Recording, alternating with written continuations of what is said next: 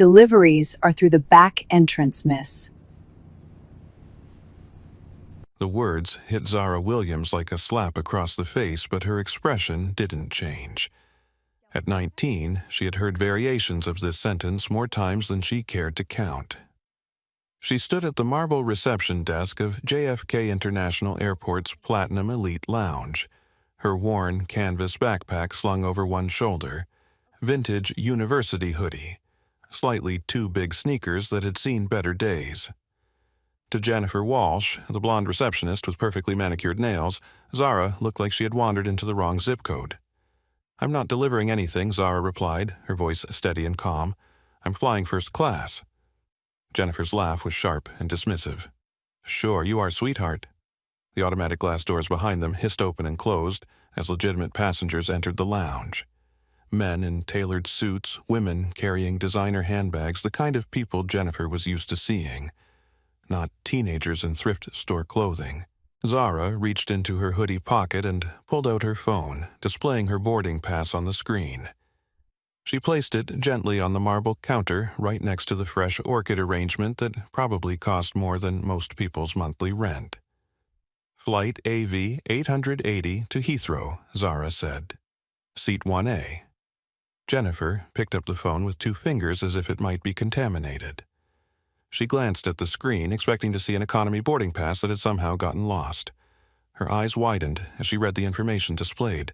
Passenger Williams, Zara status, Royal. Key Elite cabin first class. Owner suite, seat 1. The Royal Key Elite status wasn't something you could buy.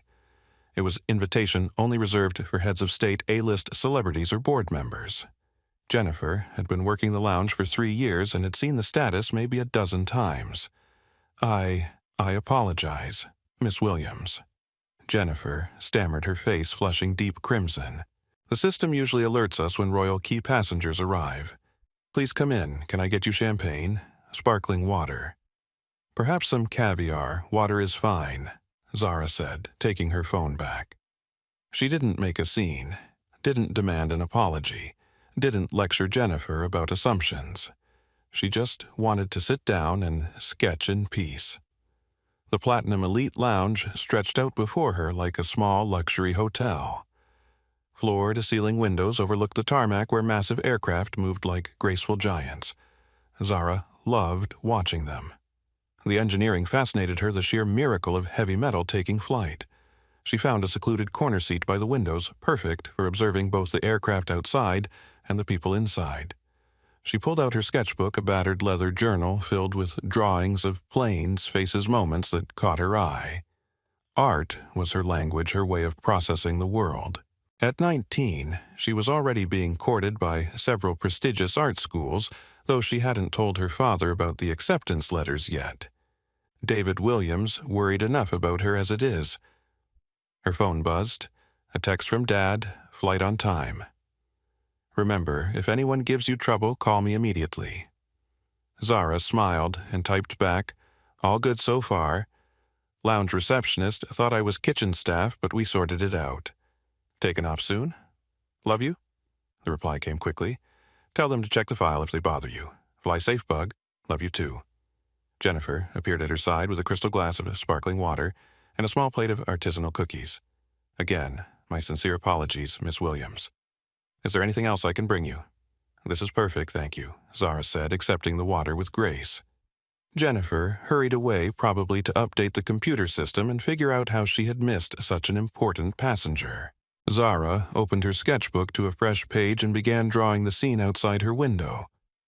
A massive Boeing 777 was being pushed back from its gate, its engines beginning their warm-up cycle.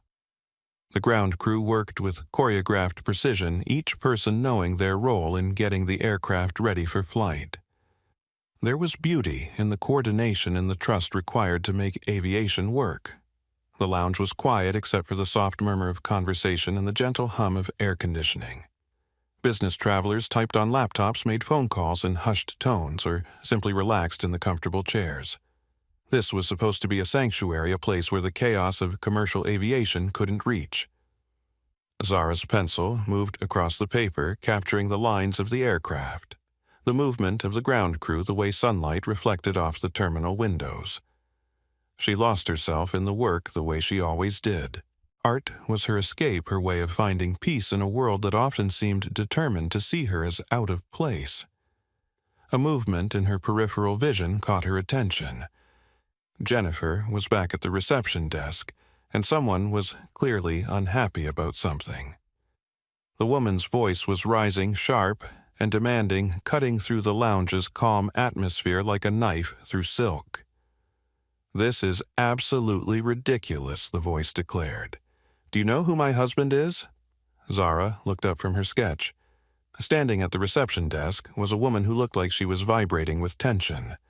Mid-40s, platinum blonde hair styled into perfect waves, wearing a white Chanel suit that looked like it had never been worn before. Her handbag was a Birkin, the kind that cost more than most people's cars. This was clearly someone who was used to getting her way. "I specifically requested the window seat in row 1. The woman continued, her voice rising with each word. "My assistant confirmed it weeks ago, Mrs. Pemberton. I understand your frustration," Jennifer said, her voice trembling with nervous energy, "but as I explained, seat 1A was booked months in advance. We have you in 1B, which is an aisle seat right next to it with exactly the same service level." "I don't do aisles," the woman, Mrs. Pemberton, snapped. "I get claustrophobic. I need the window." "Who is in 1A? Move them." "I can't do that, ma'am. The passenger's already checked in and has royal key status." Zara's pencil stopped moving. She had a sinking feeling about where this conversation was heading. Mrs. Pemberton turned, scanning the lounge with eyes that looked like predatory searchlights. Her gaze swept over the businessmen in their expensive suits, the elderly couple sharing afternoon tea, the woman reading a financial newspaper.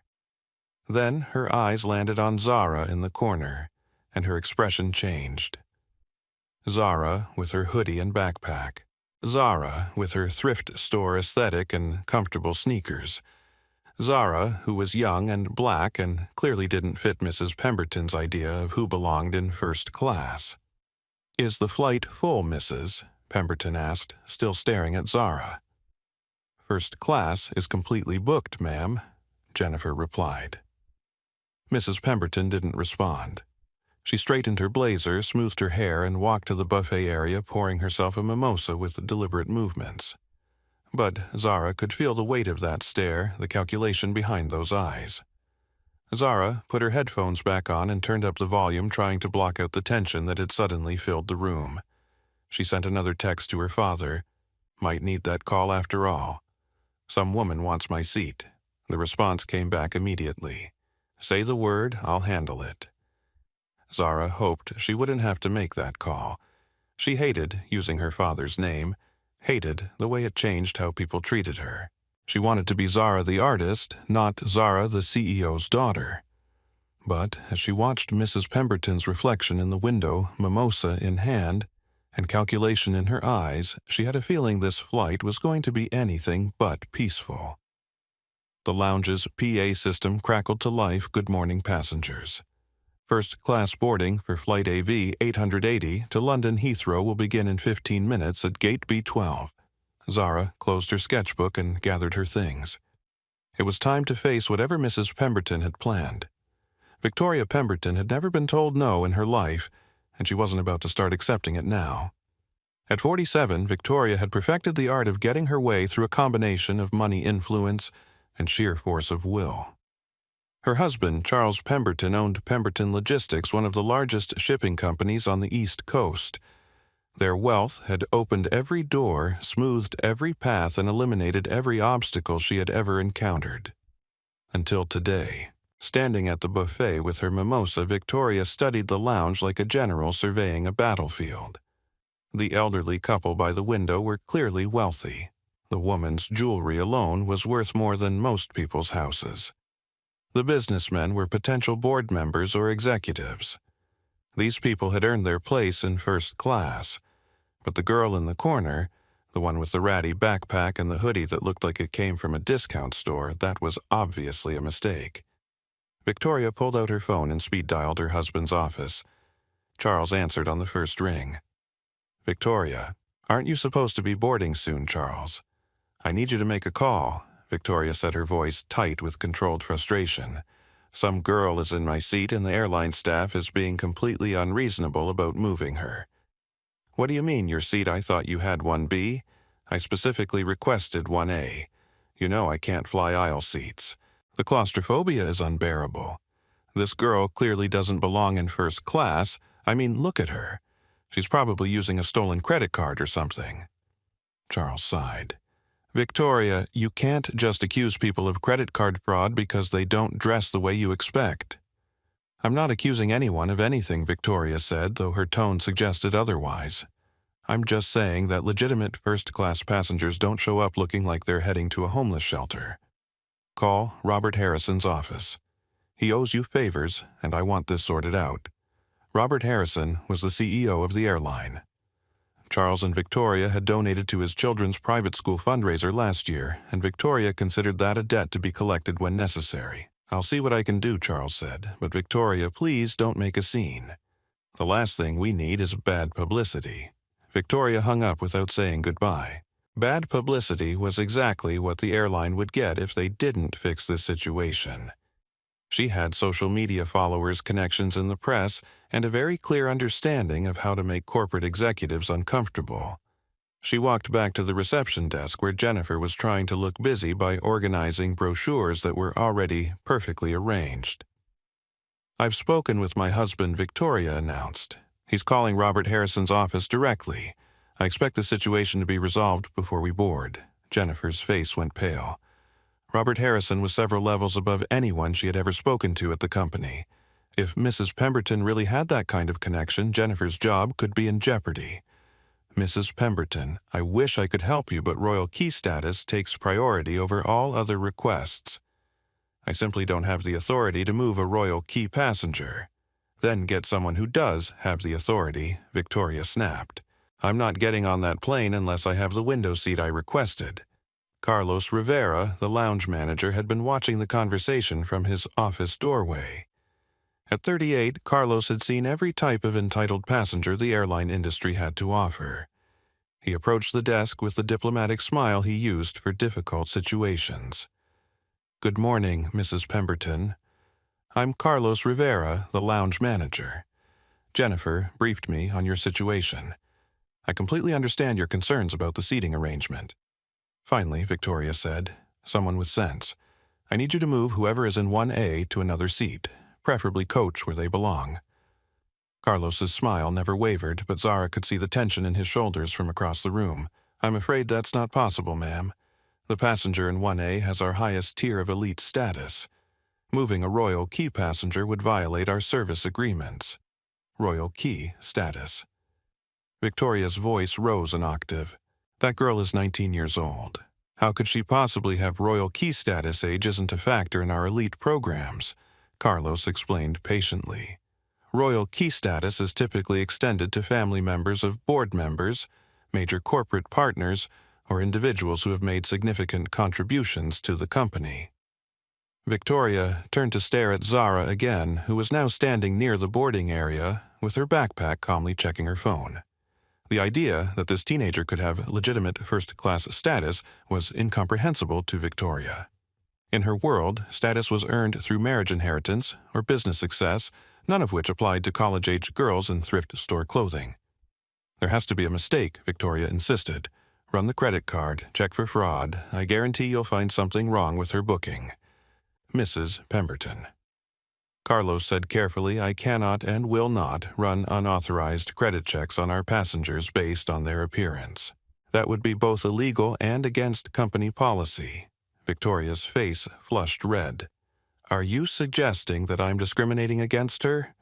I'm not suggesting anything, ma'am. I'm simply explaining that we cannot move a royal key passenger based on another passenger's seating preferences. The PA system crackled again. Ladies and gentlemen, we are now beginning first-class boarding for Flight AV 880 to London Heathrow. All first-class passengers may now proceed to Gate B12. Zara gathered her things and walked toward the exit. Victoria watched her every step, her mind racing with plans and strategies. If the airline wouldn't move the girl voluntarily, Victoria would find another way to get her window seat. "This isn't over," Victoria told Carlos. "My husband has significant influence with this airline. You'll be hearing from corporate before we land." Carlos maintained his professional smile as Victoria stormed out of the lounge, but he had a sinking feeling that Flight AV 880 was going to be anything but routine. He pulled out his radio and contacted the gate agent. "Linda, this is Carlos in the Platinum Lounge. We have a potential situation developing with Flight 880. Passenger in 1B is extremely agitated about the seating assignment. Might want to give the crew a heads up." "Copy that, Carlos. I'll brief Carmen when she arrives." As the lounge emptied for boarding, Jennifer slumped in her chair. "That woman is going to get someone fired before this is over," she muttered. Carlos nodded grimly. In his 15 years with the airline, he had seen passenger disputes escalate to incredible levels. The combination of wealth entitlement and cramped aircraft cabins created a perfect storm for conflict. And Victoria Pemberton looked like the eye of a hurricane waiting to make landfall. The jet bridge stretched ahead like a tunnel to trouble. Zara walked down the carpeted corridor, her sneakers silent against the floor. The cool air conditioning carried the familiar scent of aircraft fuel and cleaning supplies, a smell she'd grown to love over the years of flying with her father on business trips. At the aircraft door, a flight attendant with tired eyes and a forced smile waited to scan boarding passes. Her name tag read Carmen Rodriguez, and at 42 Carmen had been flying for 20 years. She had seen it all: drunk passengers, medical emergencies, weather delays, and every variety of entitled traveler the skies had to offer. But lately, the job felt more like customer service hell than the glamorous career she had once imagined. "Boarding pass," Carmen said without making eye contact, her scanner ready. Zara held out her phone. Carmen glanced at the screen, expecting to see another standard first-class boarding pass. Instead, she saw something that made her pause. Royal Key Elite, Seat 1A. Carmen looked up at Zara, really looked at her for the first time. 19 years old, black, wearing clothes that belonged in a college dorm room, not a premium cabin. Carmen's mental programming kicked in immediately. Young black woman in first class equals potential problem. Either stolen credit card, employee family flying on benefits, or some kind of mistake that would need to be sorted out. "1, a left side window," Carmen said, waving Zara through while making a mental note to keep an eye on the situation. Zara stepped into the cabin of the AirVantage A350. The first-class section was stunning. Not just seats, but individual suites with sliding privacy doors, lie-flat beds, and personal entertainment systems.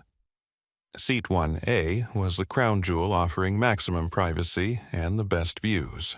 Zara stowed her backpack in the overhead bin, took off her hoodie to reveal a simple white t-shirt underneath, and settled into the plush leather seat.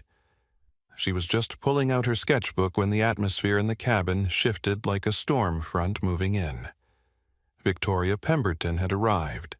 She entered the aircraft like she owned it, bringing a cloud of heavy floral perfume and an energy that made everyone look up. Her Chanel suit was pristine, her jewelry caught the cabin lights, and her Birkin bag was positioned like a weapon of mass destruction. She stopped abruptly at row 1, staring at the seat numbers as if they had personally offended her. 1A, window seat. Occupied by a teenager in a t-shirt. 1B, aisle seat. Empty and waiting for her. Victoria stood in the aisle, blocking the flow of passengers, and stared directly at Zara. The privacy door to 1A was still open, giving Victoria a clear view of her target. "Excuse me," Victoria said loudly, her voice carrying across the first-class cabin. "You're in my seat." Zara looked up from her sketchbook, her expression calm and patient. "I don't think so. This is 1A. I'm assigned to 1A. Victoria laughed a dry, humorless sound that made other passengers turn to watch. "There's been a mistake. I specifically requested this seat weeks ago." "Then you should check your boarding pass," Zara replied evenly. "Because mine says 1A.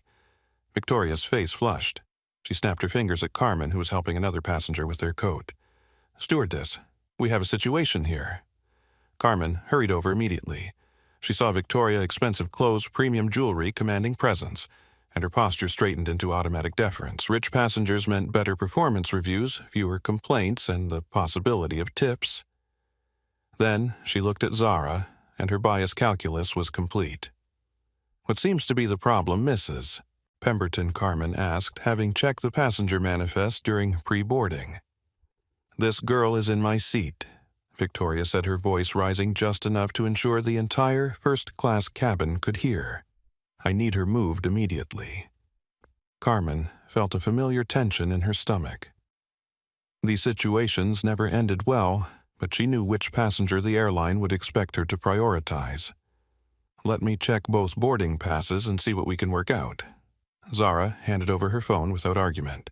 The royal key status was clearly visible on the screen, along with her seat assignment 1A. Victoria produced a paper boarding pass with a flourish. Seat 1B, aisle. Carmen stared at both documents, her mind racing. Company policy was crystal clear. Royal key passengers could not be moved except for safety reasons. But Victoria Pemberton looked like the type of person who could make Carmen's life miserable with a single phone call to corporate. "Mrs. Pemberton Carmen said carefully, "Your assigned seat is 1B, which is right here next to 1A. Same row, same service level, just aisle instead of window." "I specifically requested the window," Victoria snapped. "I have severe claustrophobia. Aisle seats trigger my anxiety. I cannot and will not fly in an aisle seat." Mike Torres, another flight attendant, approached the growing disturbance. At 31, Mike had learned that the path of least resistance usually meant siding with whoever looked like they had the most money and influence. "Is everything okay here?" Mike asked. "No, everything is not okay," Victoria said. "I'm being discriminated against because of my medical condition. I need the window seat, and this girl needs to be moved to coach where she belongs." Zara's pencil stopped moving across her sketchbook. The cabin had gone quiet, all conversations pausing as passengers tuned into the drama unfolding in row 1. "Ma'am," Zara said, her voice steady and clear. "I paid for this seat. I'm staying in this seat." "Paid for it," how Victoria shot back. "With what money? You're 19 years old, wearing clothes from Goodwill. How exactly did you afford a $5,000 first-class ticket?" The question hung in the air like smoke. Other passengers shifted uncomfortably. An elderly white couple in 1C and 1D whispered to each other. A Hispanic businessman in 2A pulled out his phone and began discreetly recording. Zara felt the familiar heat on the back of her neck, the same sensation she had experienced in the lounge with Jennifer. But this time, there was nowhere to retreat. She was trapped in her seat with a cabin full of witnesses and a flight attendant who clearly wasn't going to defend her. "How I pay for my tickets is not your business," Zara replied, her voice calm but firm. "Just like your financial situation is not mine." Victoria's eyes narrowed. "Don't get smart with me, young lady. I know exactly what this is. You probably used someone else's credit card or booked with stolen miles. People like you always find a way to get things you haven't earned." The racist undertone in Victoria's words was unmistakable. The Hispanic businessman in 2A raised his phone higher, making sure he captured everything. A white tech executive in 2B opened Instagram and began live-streaming, his viewer count already climbing. Carmen knew she was watching her career potentially explode in real time. Whatever decision she made next would determine whether she kept her job or became the subject of a viral discrimination video. "Let me contact the captain," Carmen said, reaching for her radio. "Captain Bradley can sort this out." "There's nothing to sort out," Zara said firmly. "I have a ticket. I have a seat assignment. I'm not moving." Victoria pulled out her phone and speed-dialed her husband. "Charles." "Yes, I'm on the plane now. The situation is even worse than I thought. This girl is being completely unreasonable and the crew isn't helping at all. Yes, call Robert Harrison immediately. Tell him I want this handled at the highest level." As Victoria spoke, her voice growing louder and more agitated with each word, the tech executive's live-stream viewer count hit 10,000 and kept climbing. The comments section was already exploding with reactions. "WTF is wrong with that lady? Move your entitled ass to your assigned seat. Karen, that girl has more class than this rich witch." "Someone's about to get dragged." Zara sat quietly in her seat sketchbook in her lap and watched the storm gather around her. She had a choice to make. She could call her father and end this immediately, or she could see how far Victoria Pemberton was willing to take her tantrum. She pulled out her phone and sent a quick text. "It's happening. They're backing her." The reply came instantly. "Say the word bug. I can end this with one phone call." Zara looked around the cabin at all the watching faces at the cameras recording at Carmen's conflicted expression. Maybe it was time for some people to learn that assumptions could be expensive. "Not yet," she texted back. But soon. Captain Thomas Bradley had been flying commercial aircraft for 32 years, and he thought he had seen every possible passenger conflict. He was wrong. The radio crackled in the cockpit as Carmen's voice came through strained and urgent. "Captain Bradley, we have a situation in first class. Passenger dispute over seating. Mrs. Pemberton is requesting to speak with you directly." Thomas sighed and unbuckled his harness. Passenger disputes were the worst part of the job. No matter how you resolved them, someone ended up angry and writing complaint letters. He made his way to the cabin, expecting to find a typical rich passenger having a meltdown over seat assignments. What he found was worse. Victoria Pemberton stood in the aisle, blocking traffic, her face red with indignation, pointing at Zara like she was identifying a criminal in a lineup. Carmen and Mike flanked her like backup dancers, both looking increasingly uncomfortable, but clearly taking Victoria's side. Captain Bradley Victoria announced loudly, "Thank God you're here. I need this situation resolved immediately. This girl has taken my seat and your crew is refusing to move her." Thomas looked at the scene, an obviously wealthy woman in designer clothes versus a teenager in casual wear. His mental calculus was instantaneous and biased. Wealthy passenger equals important passenger equals passenger who could cost him his job if she complained to the wrong people.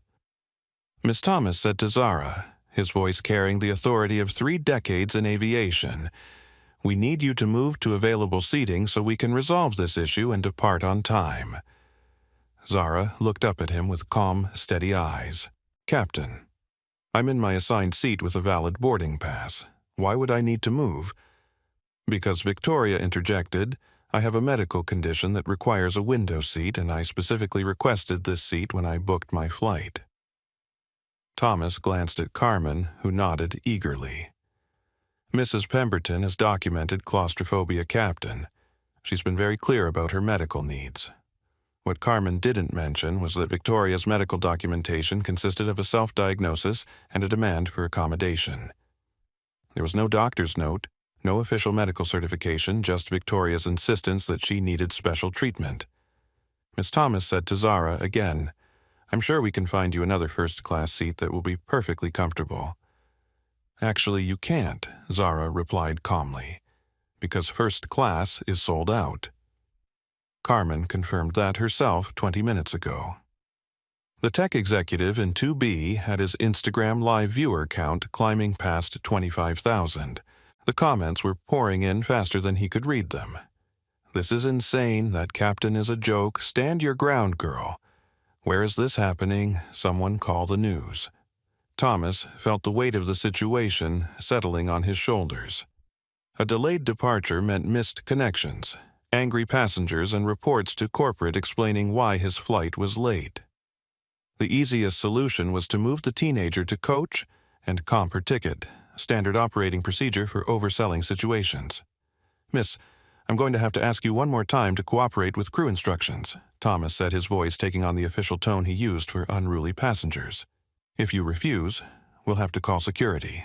The words hung in the air like a threat. Zara felt every eye in first class focused on her. This was the moment she had been dreading, the moment when quiet compliance became impossible. "Captain Zara," said her voice clear and steady, "are you threatening to have me removed for sitting in the seat I paid for?" "I'm asking you to be reasonable," Thomas replied. "And I'm asking you to follow your own policies," Zara shot back. "Check my boarding pass, check my status. Then explain to me why a medical condition that isn't documented anywhere trumps a confirmed seat assignment." Victoria's phone buzzed. A text from Charles Robert Harrison's office says their hands are tied on seat assignments. Handle this yourself or get off the plane. Her husband was abandoning her. The airline CEO wasn't taking her calls, and this teenager was making her look like a fool in front of a cabin full of witnesses. Victoria felt her carefully constructed world beginning to crack. "This is discrimination," Victoria announced to the cabin. "I'm being discriminated against because of my medical disability, and this crew is enabling it." The irony was lost on no one. The Hispanic businessman in 2A muttered to his seatmate, "Lady, you're the one discriminating." Carmen's radio crackled with a call from the gate. "Carmen, this is Linda at the gate. We're showing a 15-minute delay for departure." "What's your status?" "We have a passenger situation," Carmen replied, her voice tight. "Still working on resolution." "Copy that. Keep me posted." Every minute of delay meant more scrutiny from corporate, more passenger complaints, and more pressure on Carmen to fix the problem quickly. She made a decision that would cost her everything. "Captain, I recommend we call airport security to resolve this matter," Carmen said loudly enough for the entire cabin to hear. "The passenger in 1A is being uncooperative and disrupting the boarding process." A collective gasp went through the cabin. The elderly couple in 1C looked shocked. The businessman in 2A started recording with both his phone and a backup device. The tech executive's live stream viewer count hit 50,000. "Are you serious right now?" Zara asked her calm, finally cracking just enough to show disbelief. "You're calling security on me for sitting in my assigned seat." "You're disrupting the flight," Mike added, backing up Carmen's decision.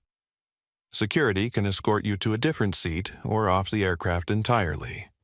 Zara felt her phone buzz with another text from her father. "Bug, what's happening? I'm seeing social media posts about a situation on your flight." The story was already spreading beyond the aircraft. Someone had shared the live stream and it was being reshared across multiple platforms. Seatgate was starting to trend. "I'm calling security now," Carmen announced, reaching for her radio. That's when Zara made her decision. She pulled up her father's contact on her phone and hit call. "Carmen," she said quietly, "someone wants to talk to you." The phone rang twice before David Williams answered. "Hey, Bug, are you okay, Dad? I need you to talk to the flight attendant.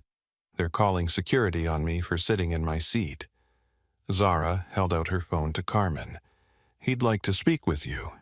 Carmen took the phone reluctantly, assuming she was about to deal with an angry parent who would threaten lawsuits and demand compensation. She had handled hundreds of these calls. "This is Carmen Rodriguez, lead flight attendant on Flight AV 880, she said in her professional voice. "How can I help you?" The voice on the other end was calm, measured, and absolutely terrifying. "Miss Rodriguez, this is David Williams, CEO of Williams Aviation. I believe you're harassing my daughter."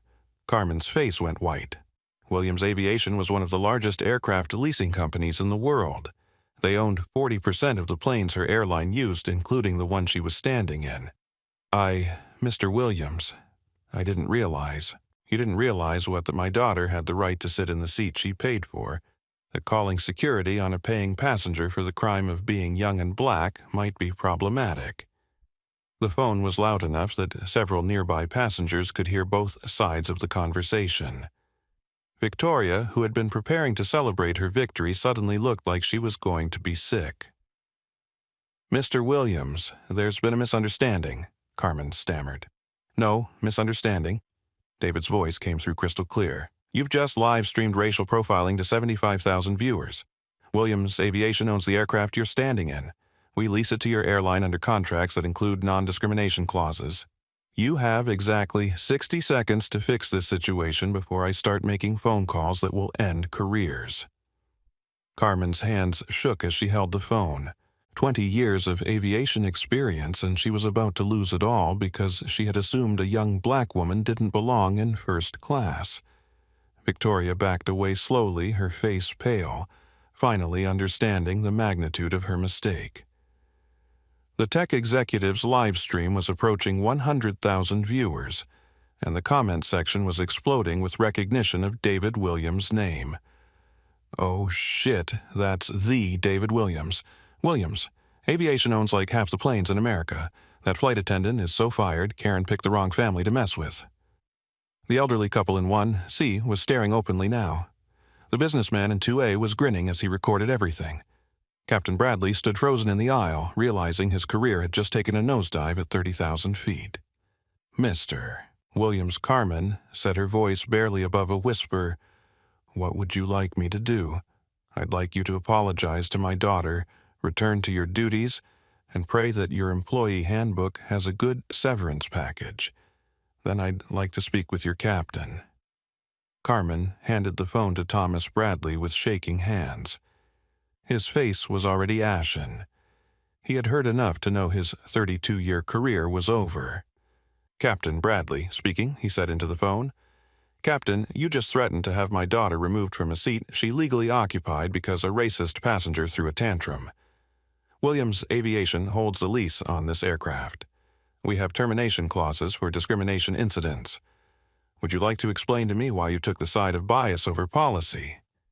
Thomas looked around the cabin at all the recording devices at Victoria, cowering by the beverage cart at Zara, sitting calmly in her seat like the eye of a hurricane. "Sir, there was a dispute about seat assignments." "There was no dispute. There was my daughter sitting in her assigned seat, and a crew that decided her skin color made her less worthy of first-class service. The entire incident is being live-streamed. Your airline stock price is about to take a hit and your employment status just became very uncertain." The cabin was dead silent except for the ambient aircraft noise. Every passenger was recording, streaming, or texting about what they were witnessing. Mr. Williams Thomas said desperately, "How can we make this right? You can start." David Williams said, his voice carrying the weight of corporate authority, "By treating my daughter with the respect she deserves. Then you can explain to your supervisors why this flight is about to become the most expensive publicity disaster in aviation history." The phone call that was supposed to save Carmen's career had just destroyed it instead. As Captain Bradley handed the phone back to Zara with trembling hands, airport security arrived at the aircraft door. Officer James Murphy, a 38-year-old veteran with 15 years of airport experience, stepped into the first-class cabin followed by his partner, Officer Sophia Martinez. Murphy had responded to hundreds of passenger disputes over the years. Drunk travelers' fare dodgers, people trying to sneak into premium cabins. He expected this to be routine remove unruly passenger file paperwork, move on to the next call. What he found was a cabin full of people with phones pointed at a teenager sitting calmly in her seat, while 3 crew members looked like they were attending their own funeral. "We got a call about an uncooperative passenger," Murphy announced to the cabin. "Who's the problem?" Carmen pointed at Zara with a shaking finger. "She's refusing to move from seat 1A. The passenger with the medical condition needs the window seat." Sophia Martinez, Murphy's partner, was younger and more observant. At 29, she had seen enough discrimination cases to recognize the pattern young person of color in expensive setting equals automatic suspicion. She looked at Zara, who was holding her phone and looking remarkably composed for someone who was supposedly causing a disturbance. "Miss, can you show me your boarding pass?" Sophia asked professionally. Zara handed over her phone without argument. Sophia's eyebrows rose as she read the screen. "Royal Key Elite status, seat 1A, paid in full."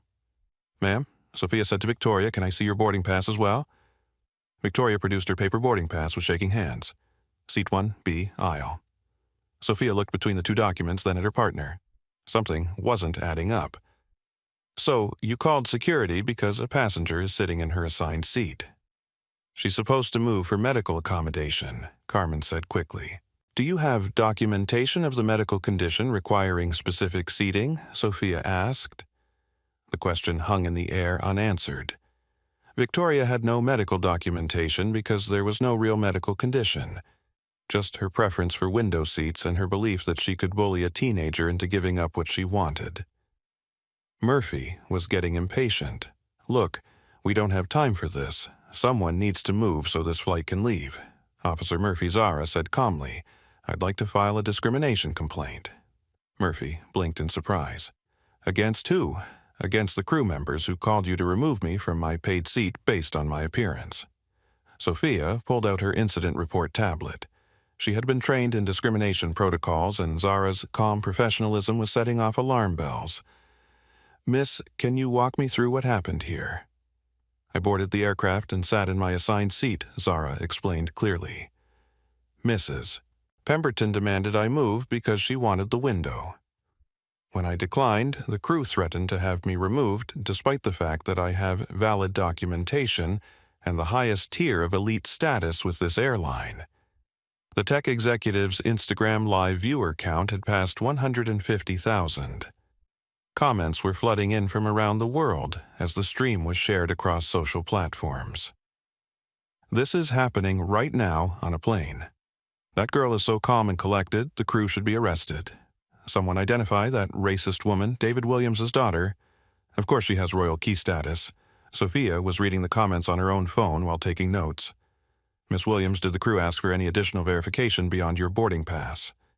They questioned how I could afford the ticket, Zara replied.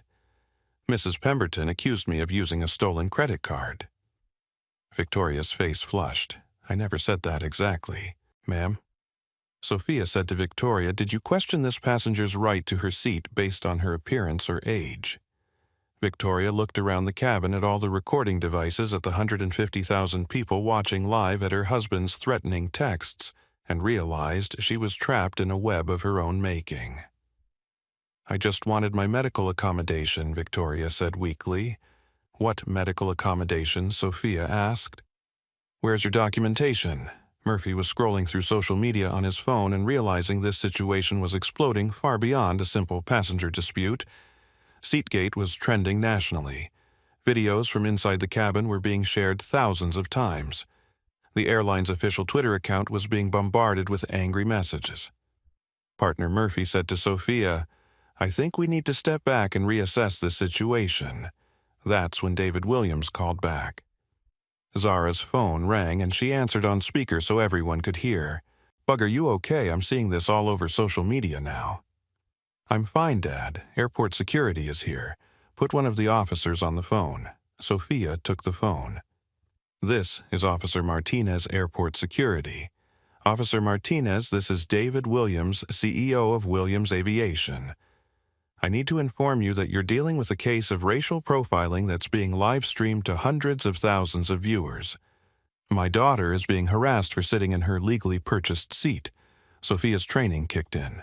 Mr. Williams, I understand your concerns. We're sorting out the facts right now. The facts are simple. David's voice came through crystal clear. My daughter has a royal key boarding pass for seat 1A. She's being threatened with removal because another passenger wants her seat. This is discrimination and it's being recorded. Murphy looked around the cabin nervously. He had never dealt with anything close to this level of visibility. Sir, we're just responding to a crew request for assistance, and I'm informing you that the crew request was based on racial bias. Williams Aviation leases aircraft to this airline.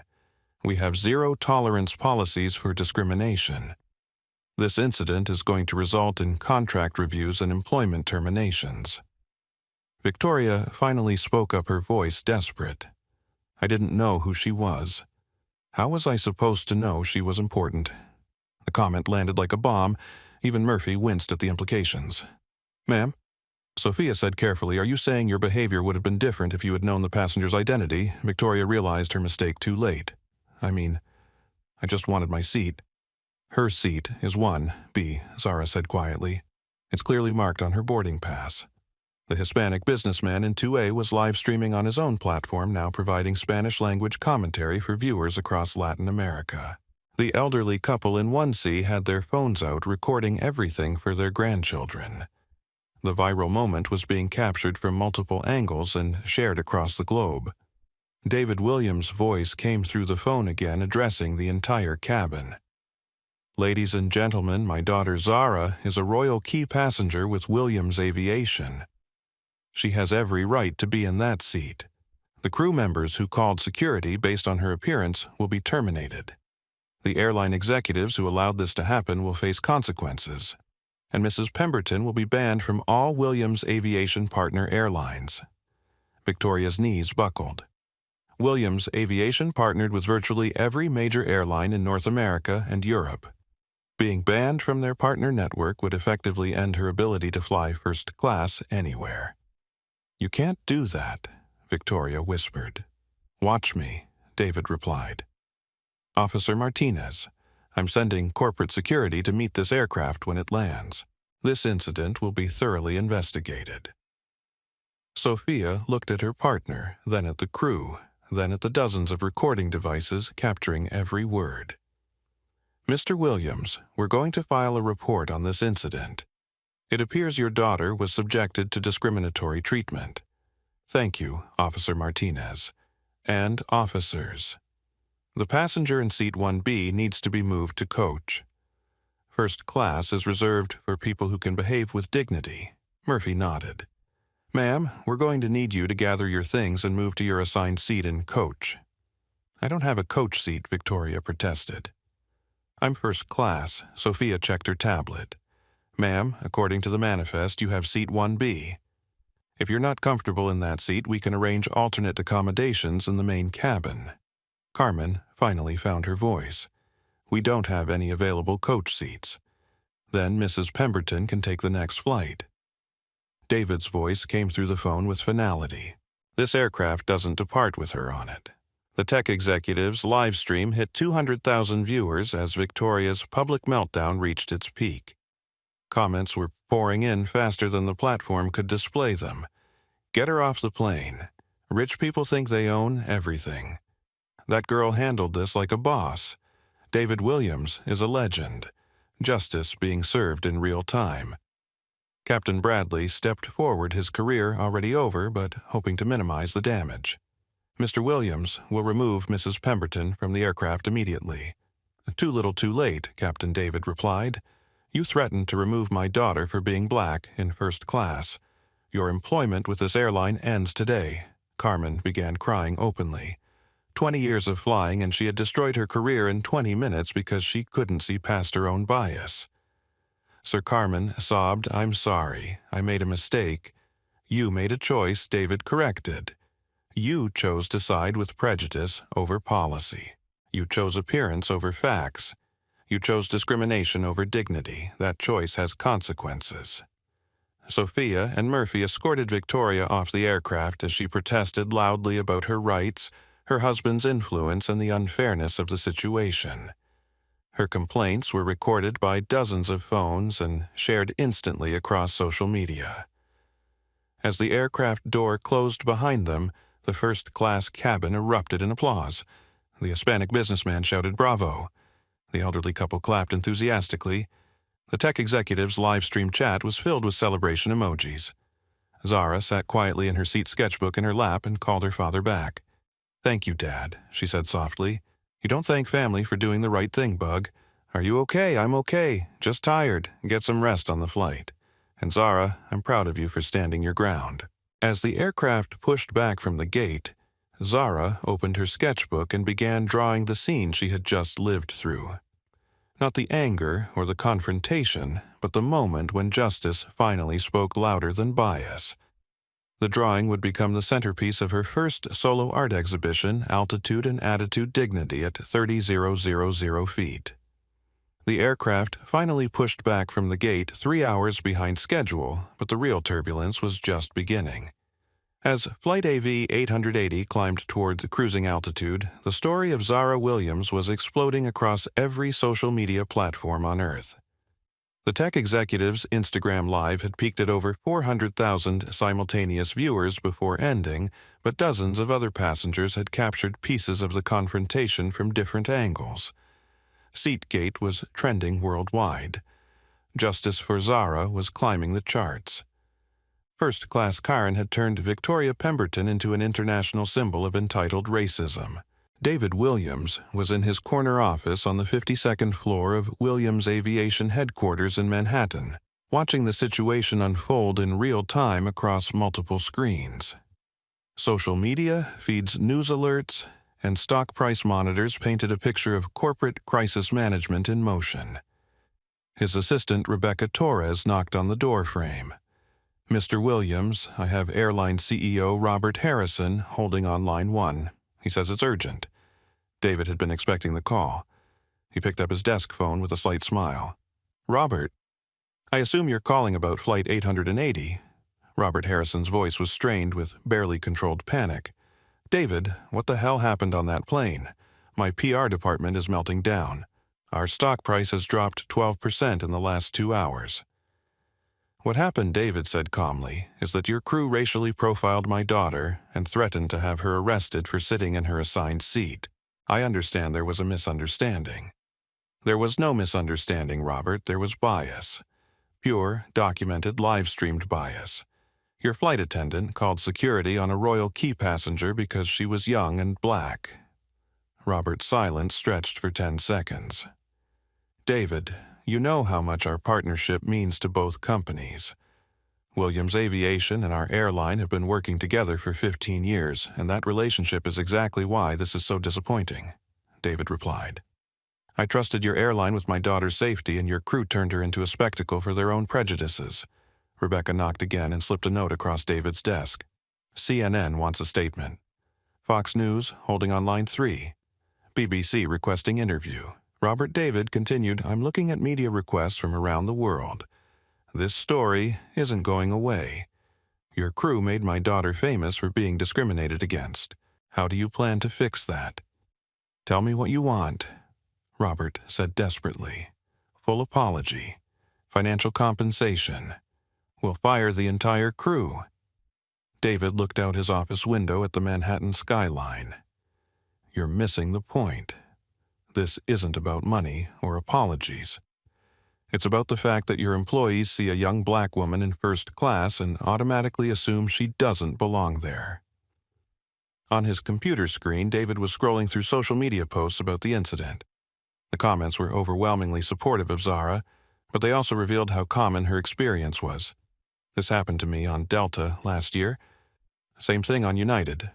They questioned my military ID flying while black is apparently a crime. At least she had her dad's backing. Robert David said, I'm terminating our leasing contracts for all Williams Aviation aircraft in your fleet. That's 42 planes worth approximately $800 million in assets." The silence on the other end of the line was deafening. "David, please, let's talk about this rationally. One incident doesn't represent our entire company culture. One incident that was live-streamed to 500,000 people, David corrected. One incident where your captain, your lead flight attendant, and your cabin crew all sided with racial bias over company policy." Rebecca knocked again. "Sir Williams Aviation stock is up 18%. Apparently, investors are supporting your stance." David smiled grimly. "Robert, I'm also calling an emergency meeting with the boards of every airline that leases Williams aircraft. We're implementing mandatory bias training accountability protocols and zero-tolerance policies. Any airline that doesn't comply loses their Williams Aviation partnerships. You're going to restructure the entire industry because of one passenger dispute. I'm going to restructure the industry because my daughter shouldn't have to prove she belongs in a seat she paid for," David replied. "Because Royal Key status shouldn't depend on skin color. Because dignity isn't negotiable at any altitude." David's phone buzzed with a text from Zara Dad. "I'm seeing the news coverage. Don't destroy the whole airline for me." He texted back, "Not destroying anything, Bug. Just making sure it never happens again." Robert's voice came back through the speaker, defeated. "What do you need from us?" "Carmen Rodriguez terminated immediately. Captain Bradley terminated immediately. Any supervisor who signed off on their discriminatory policies terminated. Full public apology acknowledging racial profiling. And $1 billion fund for aviation equality training across the industry. $1 billion. It's less than your market cap loss from this incident," David pointed out, "and it's exactly what comprehensive change costs." Rebecca handed David another note, Zara's calling, on line 4. "Robert, I have to take a call from my daughter. Think about my terms. You have 24 hours to respond before I make the contract termination public." David switched lines. "Hey, Bug, how are you holding up Dad? This is getting crazy. People are calling me a hero for sitting in my seat." "You are a hero," David said. "Not for sitting in your seat, but for not backing down when they tried to make you feel like you didn't deserve it." Through his office window, David could see protesters gathering in the plaza below. Some held signs reading, "Justice for Zara." Others read, "Dignity in the skies." The movement was already bigger than one incident on one plane. "Zara, I need to ask you something important," David said. "This story is going to follow you for a while. College applications, job interviews, dating. People are going to know who you are. Are you okay with that?" Zara was quiet for a moment. In the background, David could hear the ambient noise of the aircraft cabin. "Dad, do you know how many people have texted me saying this happened to them too? That they just took it because they didn't want to cause a scene? A lot, I imagine. Maybe me not backing down helps someone else stand up next time." David felt his chest tighten with pride. "Bug, you just changed the aviation industry. I hope you're ready for what comes next. Are you going to be okay? I know this is costing you business relationships." David laughed. "Zara Williams. Aviation stock is at an all-time high. Turns out investors like companies that stand up for what's right. I'm getting partnership requests from airlines around the world who want to prove they're better than this." Rebecca knocked once more, holding a tablet showing breaking news coverage. "Sir, the president just tweeted about the incident. He's calling for DOT investigation into airline discrimination practices." David's phone buzzed with another call. "Bug, I've got to go. The president's office is calling. Apparently, your story made it all the way to the White House." "Dad." "Yeah, I love you. Thank you for having my back. Always, Bug. Always," as David ended the call and prepared to speak with the White House. Flight AV 880 was crossing the Atlantic at 37,000 feet. In Seat 1, Zara Williams was sketching the clouds outside her window, unaware that her quiet refusal to be intimidated had just sparked a global conversation about dignity, respect, and the true cost of bias. The drawing she was working on would become the logo for the Williams Foundation for Aviation Equality, established 6 months later with a $2 billion endowment from her father. But that was still in the future. For now, she was just a 19-year-old art student flying to London, sketching clouds, and hoping her story might help someone else find the courage to stand their ground when the world tried to make them feel small. The story broke worldwide before Victoria Pemberton's Uber reached her house in the Hamptons. By the time her husband Charles arrived home from his emergency board meeting, first class, Karen was the #1 trending topic across 3 continents. Victoria was being called the face of flying privilege, and her public meltdown was being dissected frame by frame across social media platforms. Charles found Victoria in their master bedroom, surrounded by empty tissues and scrolling frantically through her phone, watching her reputation disintegrate in real time. "Charles, thank God you're home," Victoria said, jumping up from the bed. "You have to call your lawyers. That girl and her father are destroying us with lies. This is defamation." Charles set down his briefcase with deliberate care. His face was grim, aged 10 years in the past 4 hours. "Victoria, I've spent the afternoon in crisis meetings with our board, our investors, and our legal team," he said quietly. "There's no defamation case here." "What do you mean? They're making me look like a racist." "They're not making you look like anything," Charles replied. "You did this to yourself. On camera, in front of hundreds of thousands of witnesses." Victoria's phone buzzed with a notification. Someone had created a Wikipedia page for her titled Victoria Pemberton, Aviation Discrimination Incident. She was officially internet famous for all the wrong reasons. "Charles, you have to fix this. Call your friends at the network. Get the story buried. Use your influence." Charles sat heavily on their California king bed. Victoria Pemberton Logistics stock has dropped 40% since this afternoon. "We've had 3 major clients terminate their contracts. FedEx is reviewing our partnership. Ford canceled our automotive parts deal." Victoria stared at him, unable to process what she was hearing. That's impossible. This was just one argument on one airplane. One argument that was live-streamed to the world, Charles corrected. One argument where you accused a teenager of credit card fraud based on her race. One argument where you demanded special treatment because you couldn't handle sitting next to a black girl. Down the hall, their housekeeper Maria was quietly packing her belongings. She had heard every word of Victoria's phone calls throughout the day, had watched the viral videos, and had made her decision. She left her resignation letter on the kitchen counter and walked out the front door without saying goodbye. Victoria's phone rang. Her sister Jennifer was calling from Ohio. "Jen, thank God. I need you to issue a statement defending me. Tell people this is being blown out of proportion." Jennifer's voice was cold. "I'm not issuing any statements. I'm also not taking any more of your calls. My kids are being bullied at school because of you. Their friends' parents won't let them come over. You've made our entire family toxic." The line went dead. Charles was on his laptop reading the latest news coverage. David Williams just gave an interview to CNN. He's calling for congressional hearings on airline discrimination. The Department of Transportation is opening an investigation. "He's overreacting," Victoria protested. "I never said anything racist." Charles turned his laptop screen toward her. "Victoria, watch your own behavior." He clicked play on the CNN interview. David Williams appeared on screen composed and articulate, sitting in his corporate office with the Manhattan skyline behind him. "Anderson, my daughter is a sophomore at Parsons School of Design. She's 19 years old, she's brilliant, and she's never hurt anyone in her life. Yesterday, she was humiliated on a commercial aircraft because a crew decided that her skin color made her less worthy of first-class service. Mr. Williams, some people are saying your response has been excessive.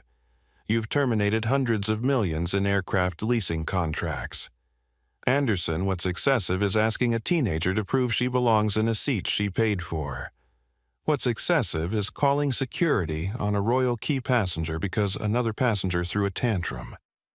What's excessive is the fact that this happens to black travelers every single day, and most of them don't have the resources to fight back." Victoria watched in horror as David Williams demolished every excuse she might have used. "Mr. Williams, Mrs. Pemberton claims she has a medical condition requiring window seating. Anderson, if Mrs. Pemberton has a legitimate medical condition, she should book window seats. She shouldn't demand that other passengers give up their assigned seats. And she certainly shouldn't question how a black teenager could afford first-class travel." Charles closed the laptop. "Victoria, that interview has been viewed 12 million times in the last 2 hours. David Williams is worth approximately $8 billion. He owns or leases aircraft to every major airline in North America. You picked a fight with one of the most powerful men in aviation." Victoria's world was collapsing faster than she could comprehend. "Charles, what are we going to do?" Charles stood up and walked to their walk-in closet. He emerged with a suitcase and began packing methodically. Charles said quietly. "There is no we anymore." Victoria watched in stunned silence as her husband of 22 years folded shirts and placed them in luggage. "Charles, what are you doing?" "I'm leaving you, Victoria. My lawyers will contact your lawyers about the divorce proceedings." "You can't leave me. This will blow over." Charles stopped packing and looked at his wife directly. "Victoria, in the last 6 hours I've received calls from our country club asking us to resign our membership. Our children's private school has requested a meeting to discuss your values alignment with their institution. The charity board you chair voted to remove you in an emergency session. The yacht club has revoked our privileges." He resumed packing. "But the real reason I'm leaving isn't the social humiliation or the financial losses," Charles continued. "It's because I watched you try to destroy a teenager's dignity because you wanted her seat. And even now, after everything that's happened, you still think you were right." Victoria began crying real tears this time. "Charles, please. We can get through this together."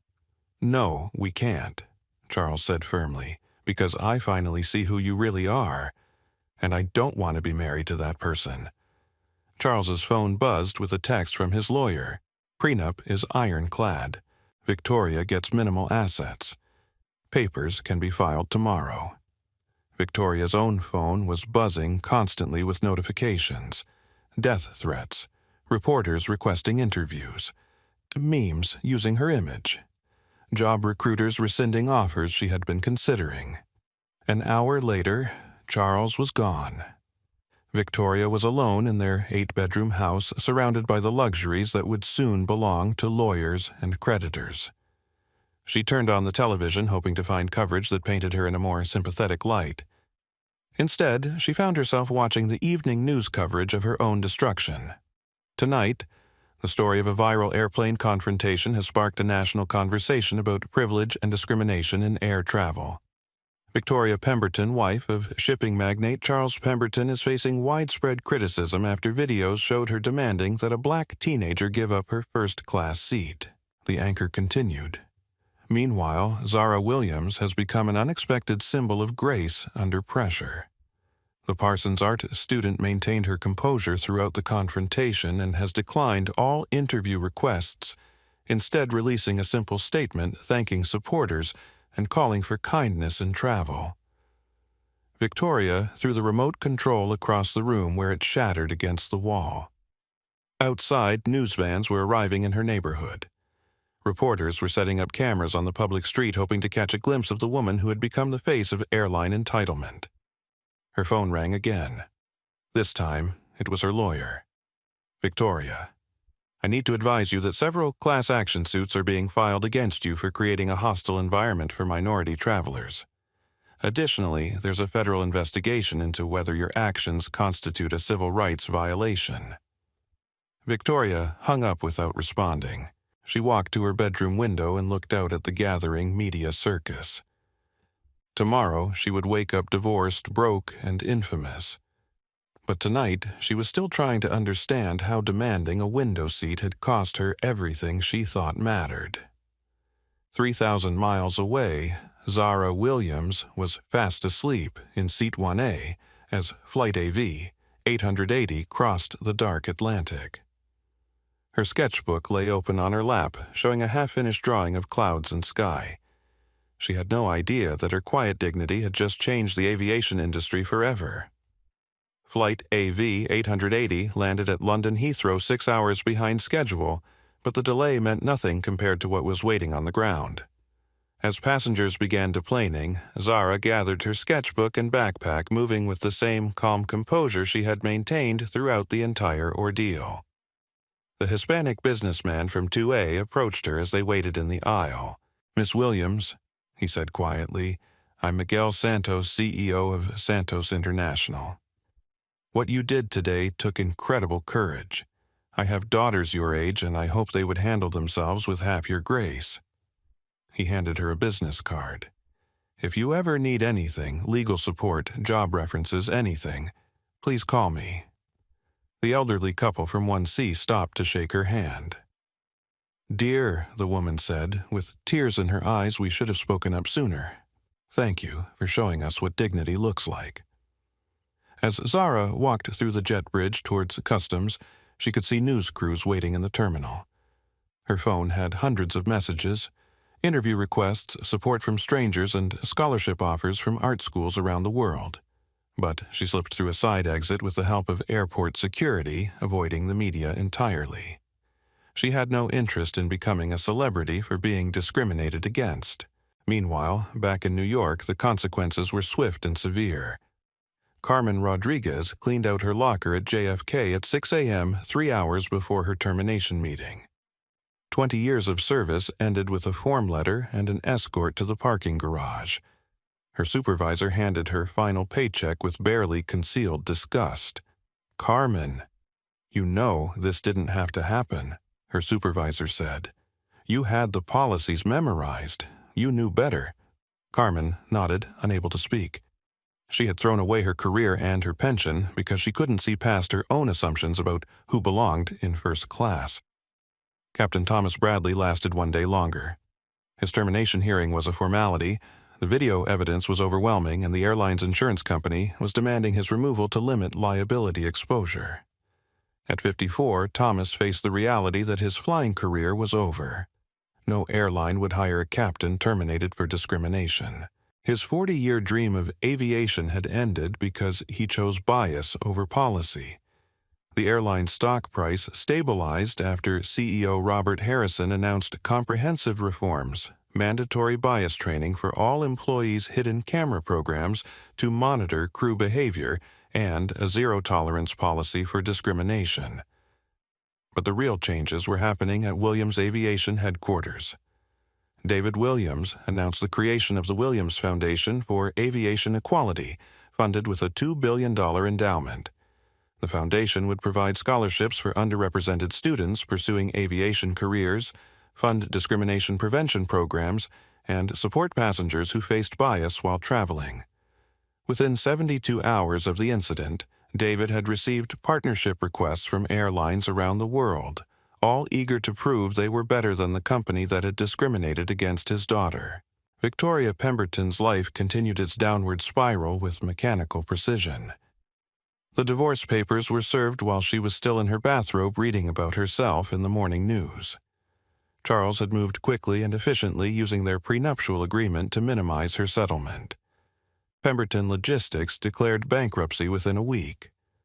The company Charles had spent 30 years building couldn't survive the association with his ex-wife's viral racism. 200 employees lost their jobs, and Charles lost everything except his determination to rebuild far away from Victoria's shadow. The house in the Hamptons went up for sale immediately. Victoria's designer clothing and jewelry were liquidated to pay legal fees.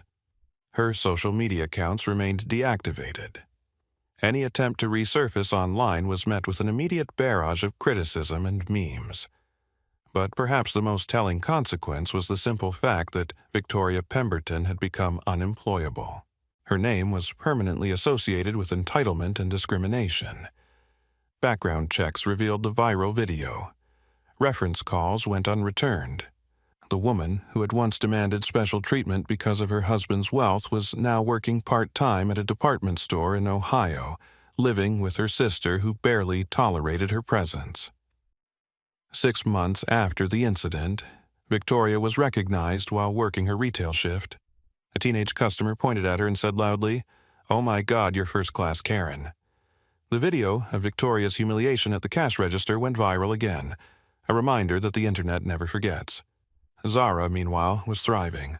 Her Instagram following had grown from 300 to over 2 million, all drawn to her art rather than her fame.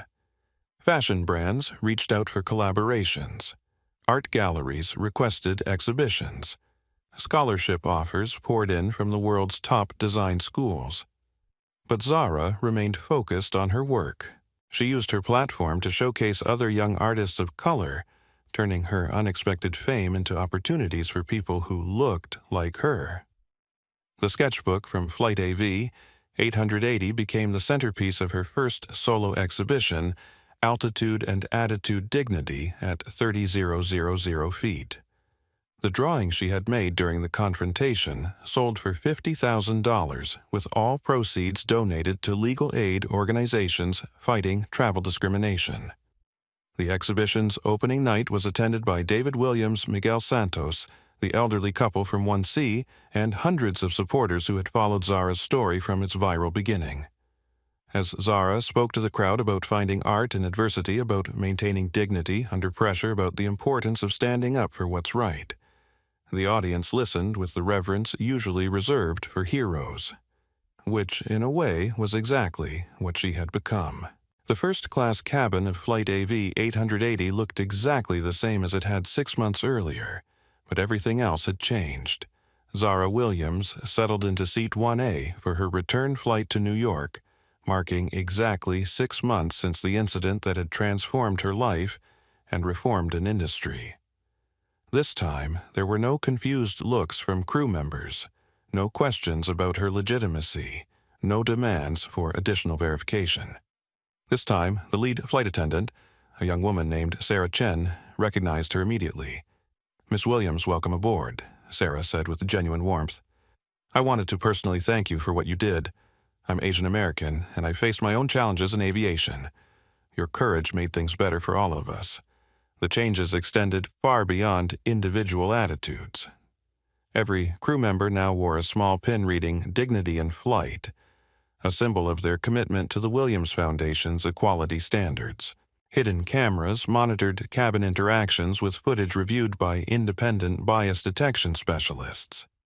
The airline had invested over $500 million in cultural reformation, turning the Zara Williams incident from a liability into a competitive advantage. They were now marketed as the most inclusive airline in the world, and their bookings from diverse passengers had increased by 40%. Zara pulled out her sketchbook.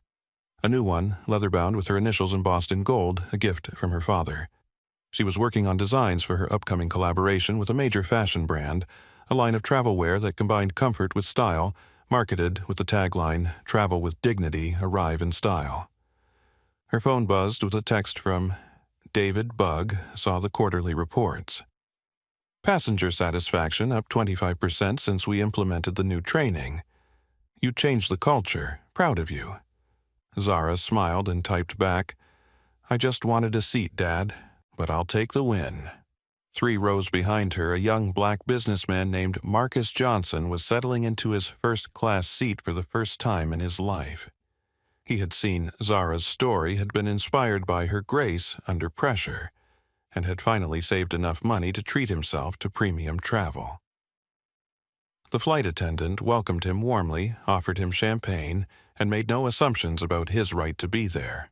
As the aircraft pushed back from the gate, Marcus sent a text to his girlfriend, "First class is amazing, and no one questioned whether I belong here. Things really have changed." Across the Atlantic, Victoria Pemberton was stocking shelves at a Target in suburban Ohio. At 47, she had lost everything: her marriage, her money, her social status, and her sense of self. The prenuptial agreement had left her with minimal assets, just enough to rent a small apartment and survive on part-time retail wages. Her sister, Jennifer, had made it clear that Victoria's stay was temporary.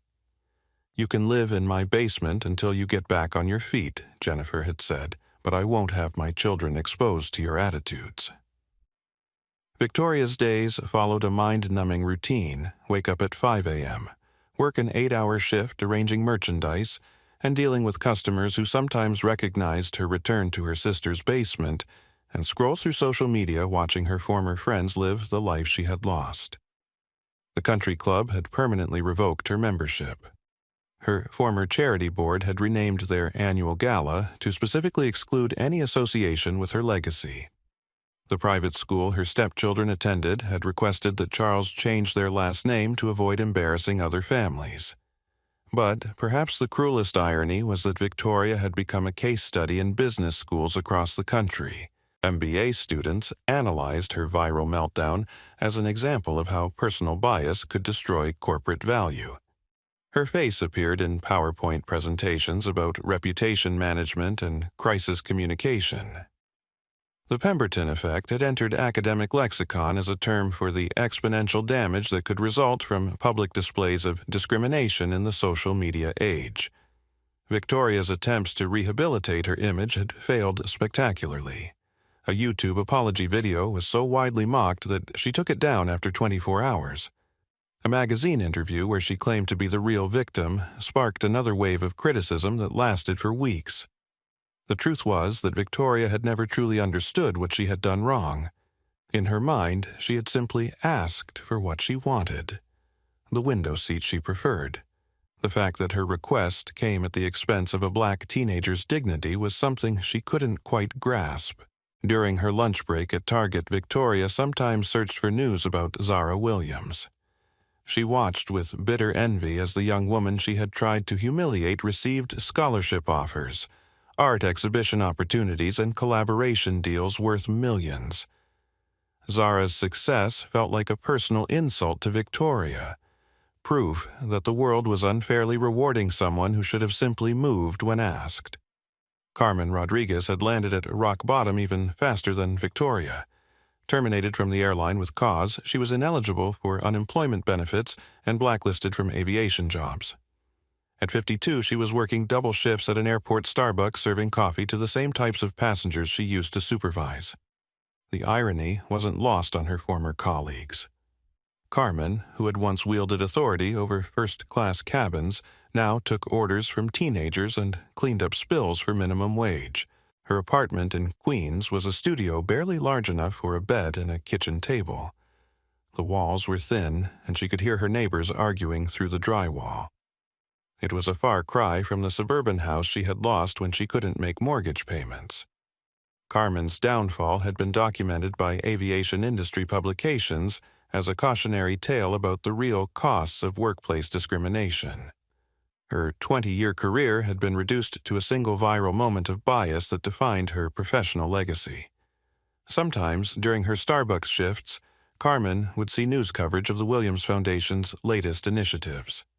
The organization had distributed over $50 million in scholarships and bias prevention programs, funding positive changes across the aviation industry. She wondered what her life would look like if she had simply checked Zara's royal key status and treated her with standard first-class courtesy. 20 seconds of basic professional service would have saved her career, her home, and her dignity. But that possibility existed only in an alternate universe where bias didn't cloud judgment and assumptions didn't override training. Captain Thomas Bradley had moved to a small farm in Montana, as far from commercial aviation as he could get. At 54, he was unemployable in the industry where he had spent his entire adult life. The Federal Aviation Administration had not revoked his pilot's license, but no airline would hire a captain associated with high-profile discrimination. Thomas spent his days repairing farm equipment and his evenings reading about the industry he could no longer join. He followed news of the Williams Foundation's aviation equality initiatives with a mixture of admiration and regret. In quiet moments, he wondered how different things might have been if he had simply asked to see both boarding passes before making assumptions. Professional neutrality would have revealed the truth Zara belonged in one, A. Victoria belonged in 1B, and the entire confrontation could have been avoided. But professional neutrality had been overwhelmed by unconscious bias, and the consequences had been swift and irreversible. David Williams had become an unlikely hero in the fight for travel equality. His congressional testimony about airline discrimination had led to federal legislation requiring bias reporting and prevention training. The Williams Foundation had partnerships with airlines on 6 continents, creating industry-wide standards for inclusive service. But David's greatest pride wasn't in the corporate reforms or the billions of dollars in social impact investments. It was in watching his daughter handle her unexpected fame with the same grace she had shown during the original confrontation. Zara had used her platform to amplify other voices, to create opportunities for young artists who looked like her, and to prove that dignity wasn't determined by volume or aggression. As Flight AV 880 reached cruising altitude, Zara looked out the window at the same view she had sketched 6 months earlier. The clouds looked identical, but the world below had changed in ways both large and small. A young black businessman was enjoying his first-class experience without harassment. Flight crews across the globe were treating passengers with increased respect and awareness. Discrimination complaints had dropped by 60% as airlines competed to meet Williams Foundation standards. Zara opened her sketchbook and began drawing the scene outside her window once more. This time, she wasn't documenting confrontation or capturing conflict. She was simply appreciating the view from 37,000 feet, the miracle of flight, and the knowledge that the sky was a little more welcoming for everyone who looked like her. The drawing would become the final piece in her traveling exhibition, a symbol of how far the aviation industry had come in just 6 months. It was also a reminder that sometimes the most powerful revolutions begin with someone simply refusing to give up their seat. 1 year after the incident that changed everything, Zara Williams was back in the same first-class cabin in the same seat on the same route. But this time she wasn't alone. Beside her in seat 1B sat Maria Santos, a 17-year-old Latina artist from Los Angeles, who had won the Williams Foundation's first annual scholarship for promising young creators from underrepresented communities. In 1C and 1D were James and Patricia Mitchell, the elderly couple who had witnessed the original confrontation and had since become major donors to aviation equality causes. This wasn't just a flight. It was the inaugural journey of what David Williams had termed the Dignity Route, a celebration flight that would occur annually to commemorate the changes sparked by one teenager's refusal to be intimidated. As they settled in for takeoff, Zara reflected on how much had changed since that day when Victoria Pemberton had demanded her seat. The Williams Foundation had distributed over $200 million in scholarships, bias prevention training, and legal support for travelers who faced discrimination. Airlines around the world had adopted the Williams Standards, a comprehensive framework for inclusive service that had become the gold standard for the industry. More importantly, the culture of aviation had shifted. Flight crews now underwent quarterly bias training. Passenger complaints about discrimination had dropped by 70%. Young travelers of color reported feeling more welcomed and respected in premium cabins. Miss Williams Maria said quietly, "I just wanted to say thank you. My parents work in hotels and they've always faced assumptions about where we belong. What you did made it easier for people like me to take up space without apologizing for it." Zara smiled. "You don't need to thank me. I was just sitting in my seat." "But you stayed in your seat," James Mitchell added from across the aisle. "Patricia and I have talked about this for months. We should have stood up for you immediately, but we were cowards. You showed us what courage looks like." The flight attendant approaching their row was Sarah Chen, who had worked the Williams Foundation route since its inception. "Ladies and gentlemen, welcome aboard this special anniversary flight. As we prepare for takeoff, I want to acknowledge that all of us in aviation are better because of what happened in this cabin 1 year ago." Sarah had become something of a legend in the industry. After Zara's incident, she had founded the Flight Crew Alliance for Inclusive Service, an organization that provided bias training and accountability support for aviation professionals. Her work had earned her recognition from the Department of Transportation and a personal meeting with the president. Today's flight carries 180 passengers. Sarah continued including 45 scholarship recipients from the Williams Foundation, 12 crew members who completed advanced bias prevention certification, and 23 passengers who were themselves victims of travel discrimination and are now advocates for change. As the aircraft taxied toward the runway, Zara opened her newest sketchbook. This one was different from her personal collection. It would become part of the Smithsonian's permanent exhibition on civil rights in the digital age.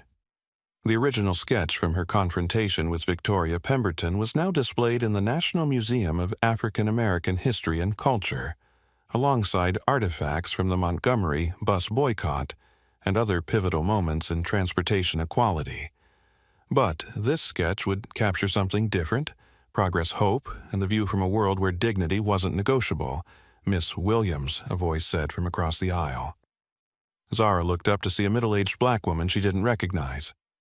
"I'm Dr. Angela Foster, and I just wanted you to know that my daughter flew first class for the first time last month.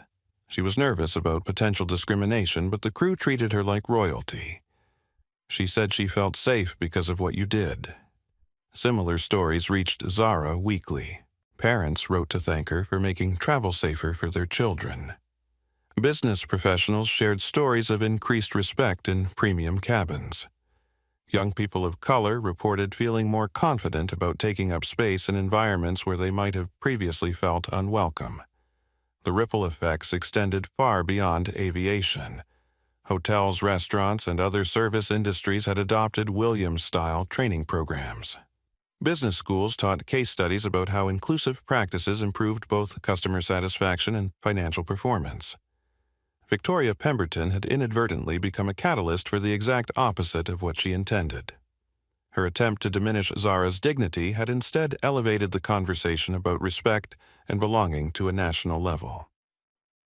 As Flight AV 880 reached cruising altitude, the pilot's voice came over the intercom. "Ladies and gentlemen, we're now at 37,000 feet, the same altitude where Zara Williams proved that dignity flies higher than prejudice. Today's flight time to London will be approximately 7 hours, the same time it takes to change an industry when you refuse to accept discrimination as normal." Zara looked out the window at the familiar view of clouds and sky. She had sketched this scene hundreds of times now, but it never lost its power to inspire her. The vastness of the sky served as a reminder that there was room for everyone to rise. Her phone buzzed with a message from her father. "Bug just saw the congressional report. Travel discrimination incidents down 68% since the foundation launched. You didn't just change one flight, you changed the entire sky." Zara texted back, "We changed it together, Dad, all of us. And that was perhaps the most important lesson of the entire experience. Change hadn't come from one person's courage alone, but from a community of people who decided that Zara's dignity was worth defending." Miguel Santos had used his influence to pressure other airlines to adopt inclusive policies. The elderly Mitchells had become major philanthropists for travel equality. Sarah Chen and her fellow flight attendants had transformed crew culture from the inside. David Williams had leveraged his corporate power to create industry-wide standards. Even passengers who had simply shared the viral video or donated small amounts to the foundation had played a part in the transformation. As the aircraft flew through the afternoon sky, Zara began sketching one final image for the anniversary collection.